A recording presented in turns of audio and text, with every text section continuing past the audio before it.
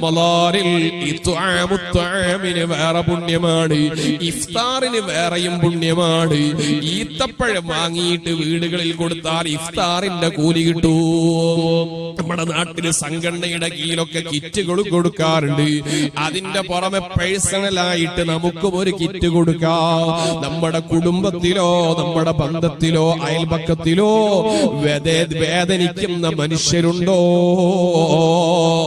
അതല്ലെങ്കിൽ ഇബാദത്ത് ചെയ്യാൻ താല്പര്യമുള്ള മനുഷ്യനാണ്, റമളാനിൽ ജോലിക്ക് പോവാനൊന്നും വല്ലാതെ താല്പര്യമില്ല, അങ്ങനത്തെ മനുഷ്യന്മാരെ ഒക്കെ നിങ്ങൾ സഹായിക്കണോ.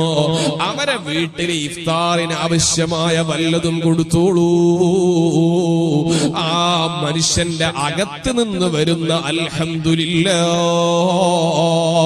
ഒറ്റ ഹംദ് മതി നിങ്ങളെ ദുനിയാവും ആഖിറവും രക്ഷപ്പെടുന്നതാ.